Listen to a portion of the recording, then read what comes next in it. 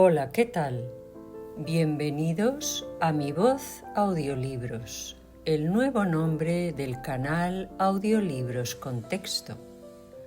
Como ya he anunciado en la comunidad de YouTube, he cambiado el nombre porque a partir de ahora no habrá siempre texto en pantalla. Deseo narrar también obras largas y la transcripción del texto lleva mucho tiempo. Espero que esto no les cause molestia. Y como es habitual, comienza la narración con una introducción para situarnos en contexto. En las últimas décadas del siglo XIX, la novela de misterio comenzaba a afirmarse como un género con identidad propia. En Estados Unidos, una escritora abrió camino, Anna Katharine Green. Su primera obra, The Leavenworth Case, de 1878, fue un éxito inmediato y marcó un antes y un después en la narrativa policíaca. Anna Katharine Green, hija de un abogado neoyorquino, aportó un realismo singular a los juicios y a la investigación criminal. Introdujo testamentos, cartas, pistas materiales y giros inesperados que más tarde se convirtieron en clásicos del género. Su detective, Ebenezer Gryce, apareció incluso antes que Sherlock Holmes. Pero lo más novedoso fueron los detallados interrogatorios, que dieron pie a diálogos intensos donde cada personaje revela su personalidad y la forma en que se relaciona con los demás. Así, esta obra influyó en autores posteriores como Arthur Conan Doyle o Agatha Christie, y hoy nos devuelve a los salones neoyorquinos del siglo XIX, donde bajo el lujo y el decoro se ocultan oscuros secretos. Como todas las obras de este canal, esta también es de dominio público, escrita originalmente en inglés y traída aquí, traducida al español, por esta voz que les habla. Esta novela consta de 4 libros y 39 capítulos. Y ahora da comienzo el relato. El caso Leavenworth incluye capítulo 1, un gran caso, capítulo 2, el juicio del forense y capítulo 3, hechos y deducciones. Capítulo 1, un gran caso. Llevaba apenas un año como socio joven en el bufete de Wiley, Carr and Raymond, abogados y consejeros legales, cuando, una mañana, en ausencia temporal de los señores Wiley y Carr, entró en nuestro despacho un joven cuya apariencia entera revelaba tanta prisa y agitación que, sin pensarlo, me puse en pie a su encuentro y le pregunté con vehemencia: ¿qué sucede? Espero que no traiga malas noticias. Busco al señor Wiley. ¿Podría reunirme con él? No, respondí. Ha sido llamado inesperadamente a Washington. No volverá hasta mañana. Pero si desea exponerme su asunto. ¿A usted, señor?, repitió, clavando en mí una mirada fría y firme. Luego, como satisfecho de su examen, continuó: en realidad no hay motivo para que no lo haga. El asunto que traigo no es un secreto. Vengo a informarle de que el señor Leavenworth ha muerto. ¿El señor Leavenworth?, exclamé, retrocediendo un paso. Además de cliente antiguo del bufete, era amigo íntimo del señor Wiley. Sí, asesinado. Un disparo en la cabeza mientras se hallaba sentado a la mesa de su biblioteca. ¿Disparado? ¿Asesinado? Apenas podía creer lo que oía. ¿Pero cómo? ¿Cuándo? Anoche, o al menos eso suponemos. Ha sido hallado esta misma mañana. Yo soy su secretario particular, explicó, y vivo en la casa. Ha sido un golpe terrible, sobre todo para las señoritas.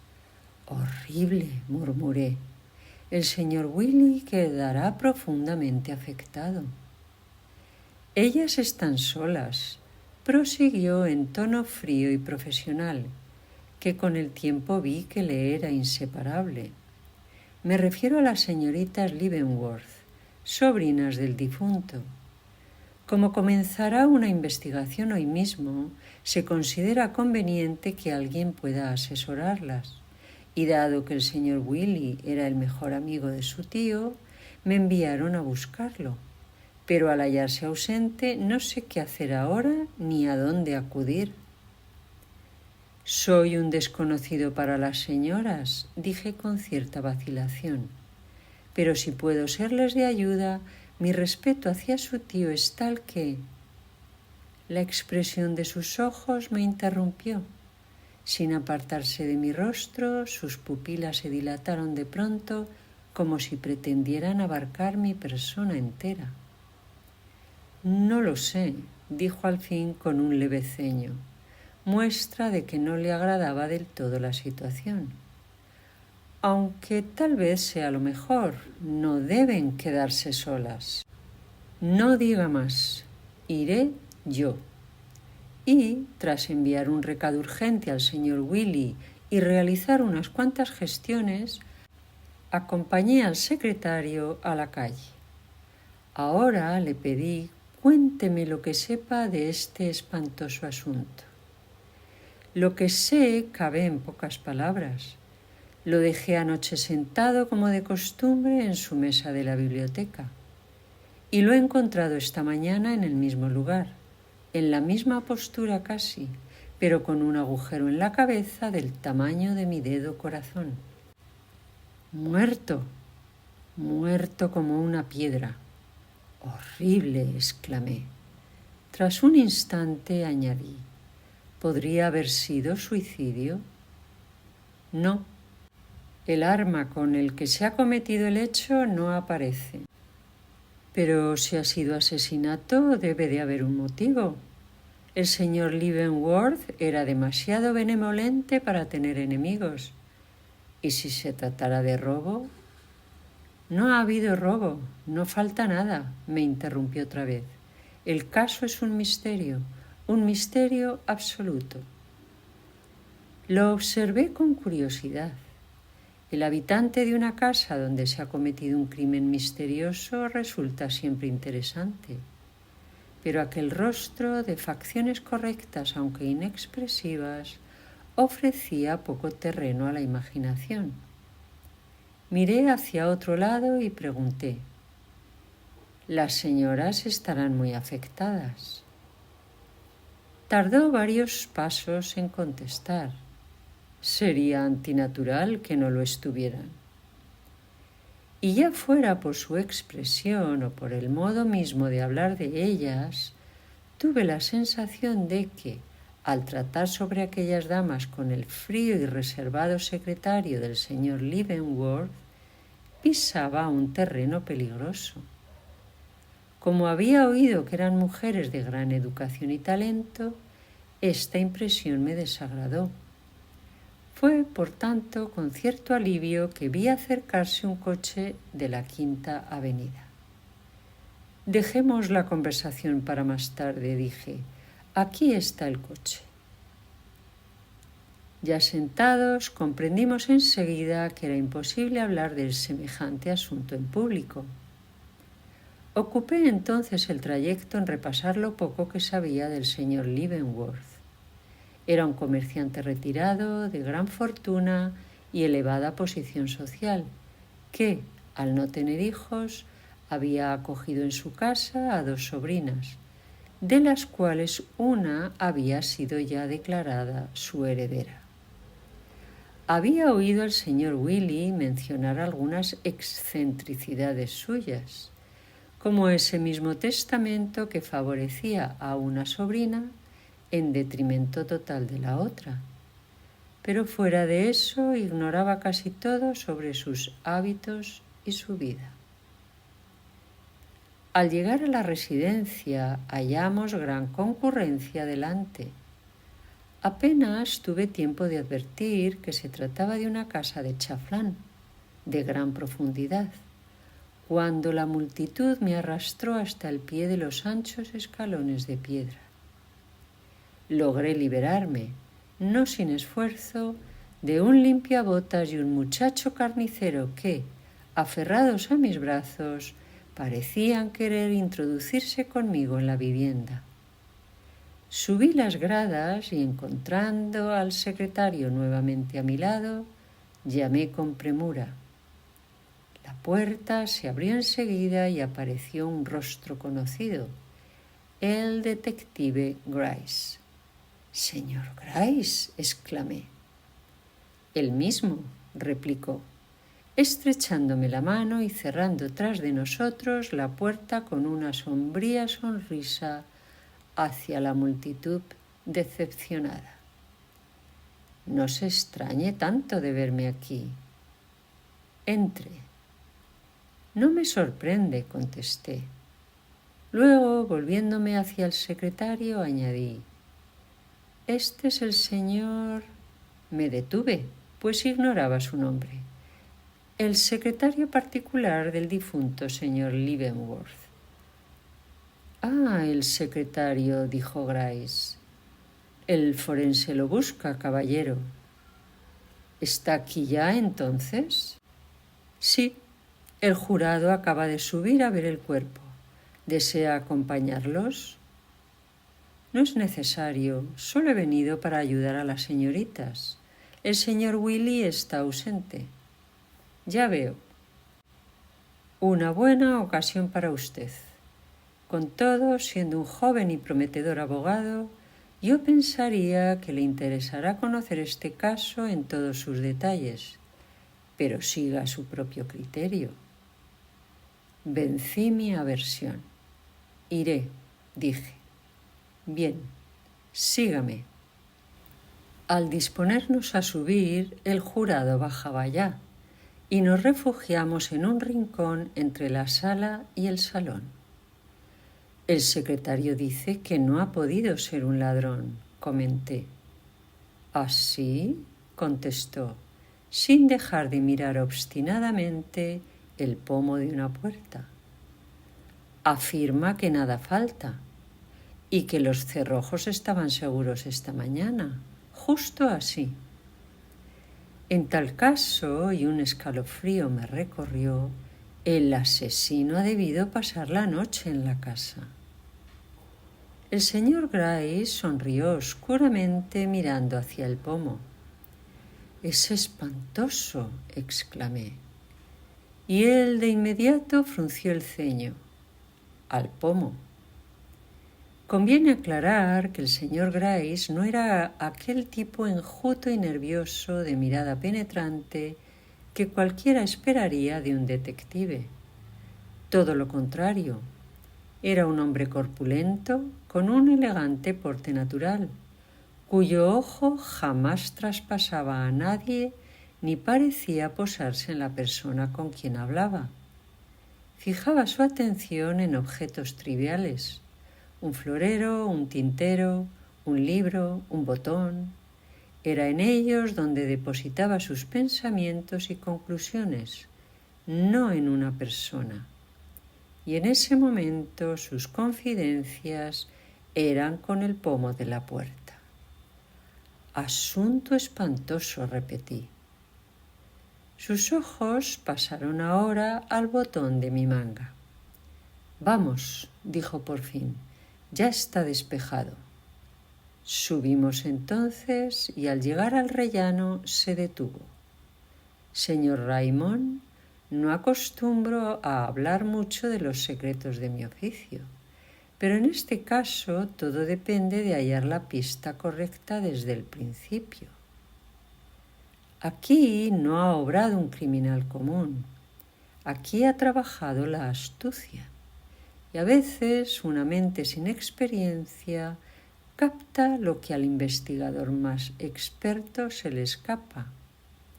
Si algo así ocurre, búsqueme a mí. Este será un gran caso, recuérdelo, un gran caso. Ahora, venga. ¿Y las señoritas? Arriba, naturalmente. Tristes, pero relativamente serenas. Venga. Abrió una puerta y me introdujo en la biblioteca. Aquí lo encontraron, dijo, posando la mano sobre el extremo de una gran mesa verde situada en el centro. Estaba sentado justo aquí, de espaldas a ese pasadizo. El asesino debió entrar por esa puerta y disparar desde este punto, y marcó con firmeza un lugar sobre la alfombra. Sin dar tiempo a objeciones, me condujo a través del pasillo contiguo. Despensa de vinos, guardarropa, lavabo, toallero. Iba señalando con la mano hasta llegar a una estancia más amplia. El aposento privado del señor Leavenworth.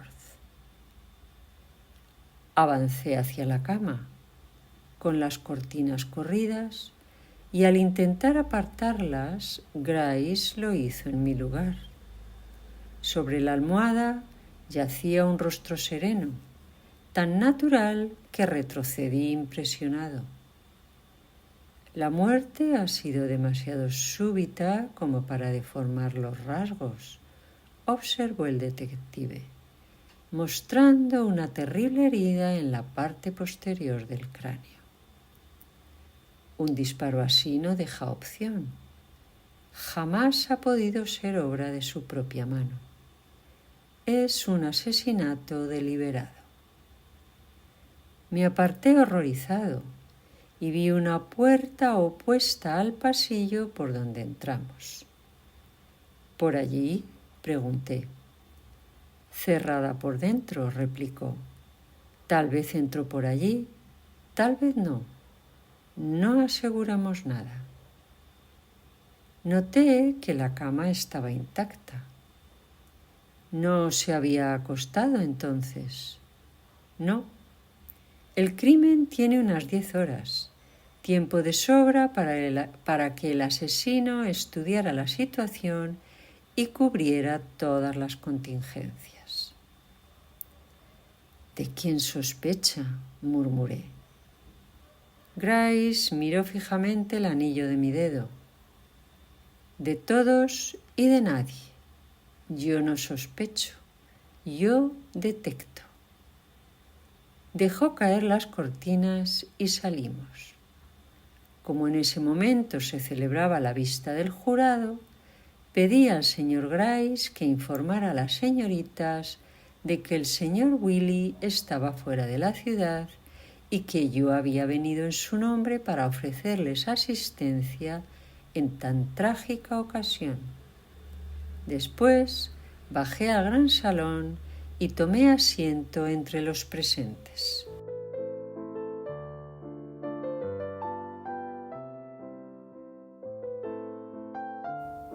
Capítulo 2. El juicio del forense. Durante unos instantes quedé deslumbrado por la súbita claridad que inundaba la sala a través de las altas ventanas abiertas. Poco a poco, conforme los contrastes de la escena se fueron fijando en mi conciencia, me asaltó una extraña sensación de desdoblamiento, como si viviera dos vidas al mismo tiempo. Por un lado, la magnificencia de la casa. Con su piano abierto me evocaba la vida de ayer. Por otro, el grupo de rostros ansiosos e impacientes que me rodeaban me traía de nuevo al presente. El esplendor del salón resultaba casi opresivo. Los cortinajes de satén, los bronces relucientes de los candelabros y el mármol pulido de mesas y columnas competían por atraer la mirada, pero más que todo aquello me impresionó un cuadro que dominaba la pared opuesta, el retrato de una joven rubia vestida a la moda del primer imperio. Su delicada hermosura, animada por un destello de picardía en los ojos claros y en los infantiles labios, parecía dotarla de una vida propia. Tan real me pareció que por un instante creí ver en sus ojos la mirada de las sobrinas del señor Leavenworth, y me estremecí al pensar si esa figura pintada no adivinaba ya la tragedia ocurrida en la casa. No era, sin embargo, solo aquella imagen lo que retenía mi espíritu. También el rostro severo del forense, atento y penetrante, se fijaba con igual intensidad en mi memoria. Todo ello contrastaba con la vulgaridad de los jurados, el temblor de los criados acurrucados en un rincón y la figura casi famélica de un reportero que escribía con febril avidez, completando así un cuadro insólito y perturbador. Así, la riqueza y el lujo del entorno se mezclaban con la tragedia y el miedo, creando una escena tan disonante como inolvidable. He mencionado al forense. La fortuna ha querido que no me resultara desconocido. No solo lo había visto antes, sino que incluso había conversado en varias ocasiones con él. En realidad lo conocía. Su nombre es Hammond y goza de merecida reputación de hombre perspicaz, plenamente capaz de conducir una investigación de importancia con la destreza y el tacto requeridos. Interesado como estaba, o como habría de estarlo en esta indagación particular, no he podido por menos que felicitarme de nuestra buena suerte por contar con tan inteligente magistrado. En cuanto a los jurados, eran, como suele suceder, hombres tomados al azar de las calles, aunque de las calles de la Quinta o la Sexta Avenida, lo que les confería un aire de inteligencia y compostura superior al de la multitud común. Solo he reparado en uno de ellos que pareciera seguir el proceso con verdadero interés. Los demás parecían movidos más bien por un instinto de compasión o indignación que por la voluntad de esclarecer la verdad. El primer testigo llamado ha sido el doctor Maynard, célebre cirujano de la calle 36. Su testimonio ha versado sobre la naturaleza de la herida en la cabeza del difunto. Como algunos de los datos ofrecidos por él tienen importancia capital para nuestro relato, haré aquí un resumen de lo que ha declarado. Tras presentarse y explicar que había sido convocado por un criado, relató que, a su llegada, encontró al fallecido tendido en una cama del dormitorio delantero de la segunda planta, con la sangre ya coagulada en torno a una herida de bala en la parte posterior del cráneo, habiendo sido trasladado hasta allí desde la estancia contigua varias horas después de muerto. Era la única herida visible. Al sondearla, había hallado y extraído el proyectil, que en ese momento entregó al jurado. Estaba incrustado en el cerebro, pues había penetrado por la base del cráneo, ascendiendo en ángulo oblicuo hasta alcanzar la médula oblongada, lo que había producido la muerte instantánea. Añadió que la peculiar trayectoria de la bala era un hecho digno de destacarse. No solo causaba un deceso inmediato, sino también absolutamente inmóvil. Además, por la dirección y el ángulo del disparo, era manifiestamente imposible que hubiera sido autoinfligido. Y aun sin considerar esto, la ausencia de rastros de pólvora en el cabello demostraba que el disparo se había hecho a una distancia de 3 o 4 pies. Más aún, el ángulo de entrada mostraba que el difunto debía de estar sentado y con la cabeza inclinada hacia adelante, como en el acto de escribir, pues sólo así podía explicarse que una bala, disparada naturalmente con el codo flexionado, entrase en el cráneo con una inclinación de 45 grados. Preguntado por la salud general del señor Leavenworth, respondió que parecía hallarse en buen estado en el momento de la muerte, pero, al no ser su médico habitual, no podía afirmarlo sin reservas y, a la observación de un jurado, añadió que no había visto pistola ni arma alguna en el suelo ni en las habitaciones contiguas. Conviene añadir lo que después expuso, que, dada la disposición de la mesa, la silla y la puerta tras ella, el asesino, para cumplir todas las condiciones impuestas por la escena, debía de haber estado de pie en el umbral o apenas dentro del pasadizo que comunicaba con el otro cuarto. Asimismo, como la bala era pequeña y disparada con un cañón estriado, lo que la hacía especialmente propensa a desviarse al atravesar huesos y tejidos, resultaba evidente que la víctima no había hecho intento alguno de alzar ni girar la cabeza. Conclusión terrible, pues indicaba que aquel paso era conocido y aquella presencia esperada. Concluido el testimonio, el forense recogió la bala, la hizo rodar pensativo entre los dedos y de pronto, sacando un lápiz del bolsillo, escribió unas líneas en un papel. Llamó a un agente, le entregó la nota en voz baja y éste, tras leerla con gesto de comprensión, tomó su sombrero y salió apresuradamente. Pocos segundos después, la puerta principal se cerraba tras él y un alboroto en la calle, proveniente de la chiquillería que se agolpaba ante la casa, anunciaba su aparición en la vía pública.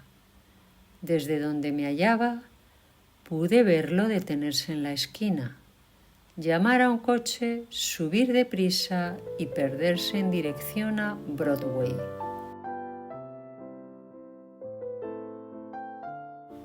Capítulo 3. Hechos y deducciones. Al volver la atención a la sala en que me hallaba, he visto al forense consultar un memorándum a través de unas impresionantes gafas de oro. ¿Está aquí el mayordomo?, ha preguntado. Inmediatamente se ha producido un movimiento entre el grupo de criados reunidos en un rincón, y un irlandés de aspecto inteligente, aunque algo pomposo, se ha adelantado a enfrentar al jurado. Me he dicho para mis adentros al reparar en sus patillas bien cuidadas, en su mirada firme y en su expresión respetuosa pero no servil. Aquí tenemos un criado modelo, que será sin duda un testigo ejemplar. Y no me he equivocado. Thomas, el mayordomo, era un hombre entre 1000 y lo sabía. El forense, en quien había causado tan favorable impresión como en los demás, lo ha interrogado sin titubeo. Su nombre, me dicen, es Thomas Dougherty. Sí, señor. Bien, Thomas. ¿Cuánto tiempo lleva en su actual puesto? Deben de ser ya 2 años, señor. ¿Es usted quien ha descubierto el cuerpo del señor Leavenworth? Sí, señor. El señor Harwell y yo. ¿Y quién es el señor Harwell? El secretario particular del señor Leavenworth, señor. El que escribía para él. Muy bien. Ahora dígame, ¿a qué hora ha acontecido el descubrimiento del cadáver? Temprano, señor. Esta mañana, alrededor de las 8. ¿Dónde? En la biblioteca, junto al dormitorio del señor Leavenworth. Hemos forzado la entrada, preocupados porque no bajaba a desayunar. ¿La han forzado? Entonces, ¿estaba cerrada? Sí, señor. ¿Por dentro? No sabría decirlo. No había llave en la cerradura. ¿Dónde se hallaba el señor Leavenworth cuando han entrado? No estaba acostado, señor. Se hallaba sentado a la gran mesa en el centro de la habitación, de espaldas a la puerta del dormitorio, inclinado hacia adelante, la cabeza sobre las manos. ¿Cómo iba vestido? Con su traje de cena, señor, tal como había dejado la mesa la noche anterior. ¿Había señales de lucha en la habitación? No, señor. ¿Algún revólver en el suelo o sobre la mesa? No, señor. ¿Algún indicio de robo? No, señor. El reloj y la cartera del señor Leavenworth estaban en sus bolsillos. Preguntado por quiénes estaban en la casa en ese momento, respondió: las señoritas Mary y Eleanor Leavenworth, el señor Harwell, Kate la cocinera, Molly la doncella de arriba y yo. ¿Los habituales miembros de la casa? Sí, señor. ¿Quién tiene por costumbre cerrar la casa cada noche? Yo, señor. ¿Lo hizo anoche como de costumbre? Sí, señor. ¿Y quién la ha abierto esta mañana? Yo, señor. ¿Y cómo la ha encontrado? Tal como la había dejado. ¿Qué quiere decir? ¿Ninguna ventana abierta, ninguna puerta sin seguro? Ninguna, señor. En la sala se habría oído caer un alfiler. La certeza de que el asesino no había abandonado la casa hasta después de que se abriera por la mañana pesaba sobre todos. Prevenido como estaba, no pude evitar una oleada de emoción al ver confirmada la idea, y fijé los ojos en el rostro del mayordomo, buscando algún signo secreto que delatara que hablaba con tanta rotundidad para cubrir un descuido propio.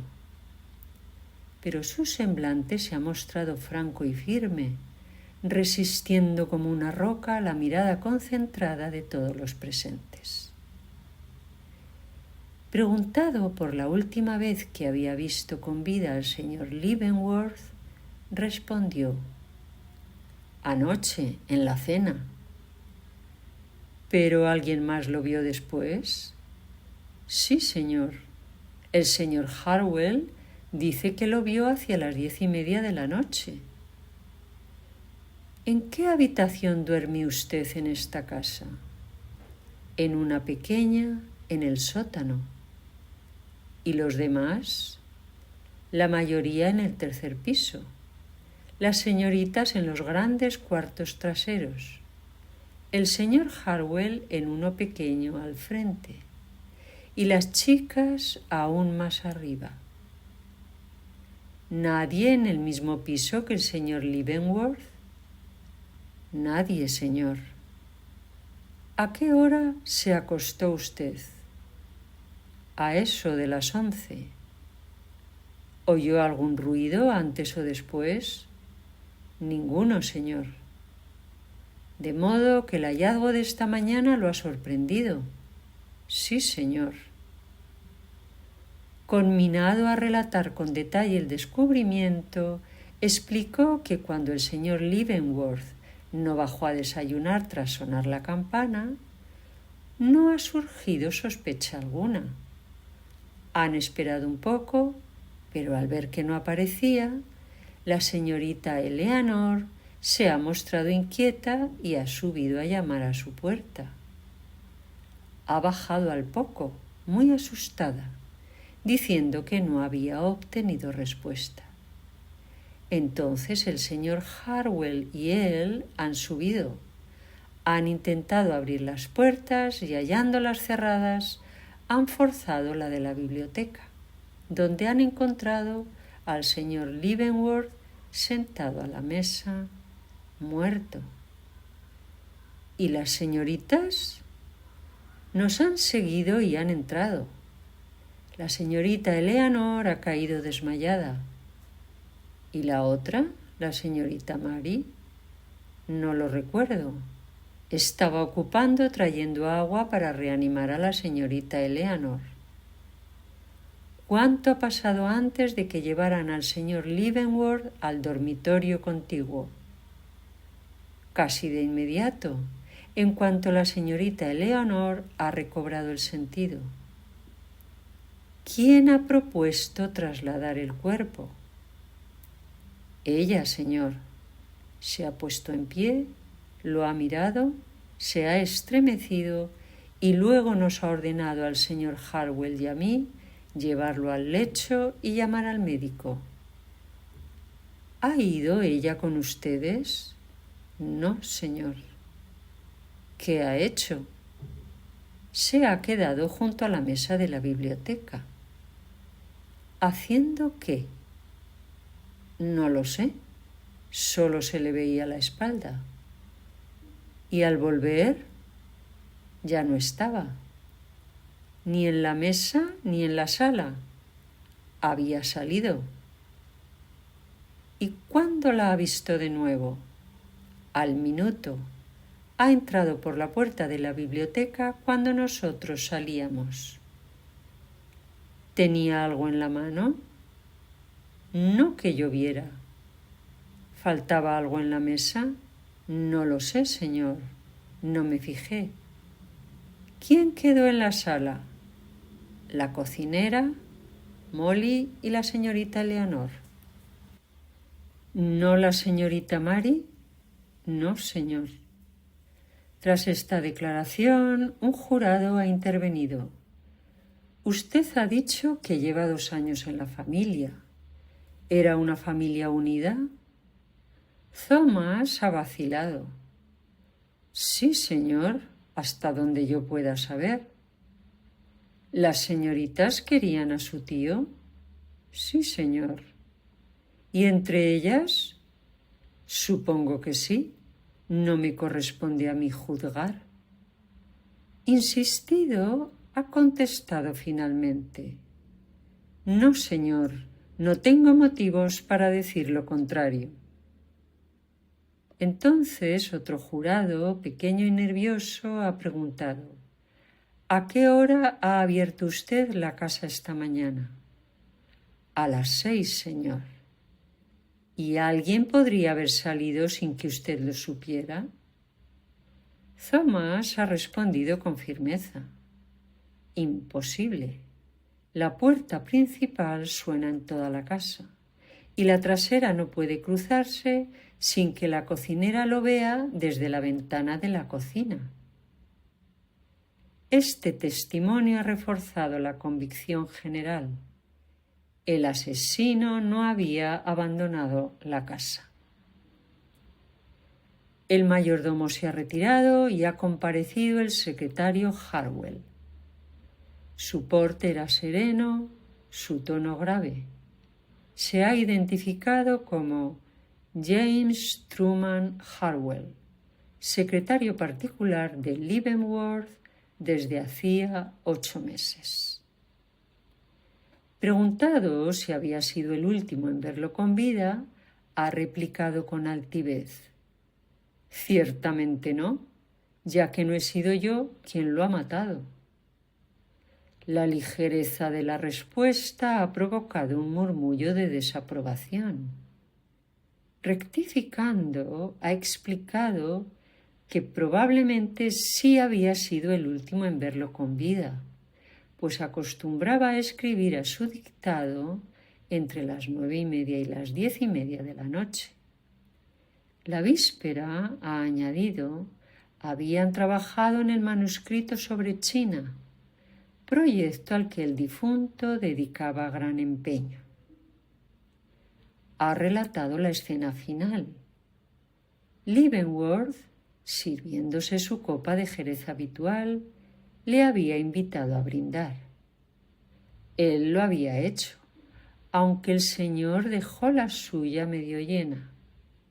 La copa aún estaba medio llena esta mañana. Aquella había sido la última imagen que conservaba de su patrón. Interrogado sobre lo ocurrido después, ha dicho que se retiró a su cuarto, que al pasar observó la puerta de la señorita Eleanor entreabierta y que, ya acostado, le pareció oír un leve roce y pasos en el pasillo, pero cayó enseguida en sueño profundo. Más tarde despertó súbitamente, sin saber por qué, y volvió a dormirse. Preguntado por la mesa de la biblioteca, ha confirmado que en ella había libros, papeles, la pluma con la tinta seca, el decantador y la copa medio llena. Un jurado ha señalado: si la copa estaba tal cual usted la dejó, la interrupción debió de producirse apenas se marchó usted. El joven se ha sobresaltado, palideciendo. Ha querido replicar, pero se ha detenido, visiblemente agitado. El forense ha proseguido con calma, preguntándole por la llave de la biblioteca. Ha alegado que la puerta apareció cerrada y sin llave por la mañana. Evidentemente, quien salió la había llevado consigo. A instancias de los jurados, Harwell ha admitido que existía cierta sombra en la relación entre Leavenworth y una de sus sobrinas, Eleanor. No conocía la causa ni la extensión del distanciamiento, pero lo había percibido. Interrogado sobre la correspondencia, ha asegurado, tras una vacilación demasiado prolongada, que en las últimas 2 semanas no había llegado ninguna carta de importancia relacionada con el hecho. Yo, sin embargo, he visto cómo su mano temblaba y cómo la crispación del puño delataba la mentira. El interrogatorio ha concluido ahí. Yo he anotado 4 cosas. Que Harwell ocultaba una sospecha íntima que no se atrevía a formular ni ante sí mismo. Que una mujer estaba implicada de algún modo. El rumor de faldas junto al paso en el pasillo así lo sugería. Que había llegado una carta capaz de arrojar luz sobre este misterio. Que el nombre de Eleanor Leavenworth brotaba de sus labios con visible esfuerzo, como si el simple pronunciarlo lo conmoviera. Fin del fragmento con los capítulos 1, 2 y 3 de El caso Leavenworth. Los siguientes capítulos los encontrará en la lista de reproducción del canal y en la descripción de este vídeo. Muchas gracias por su atención.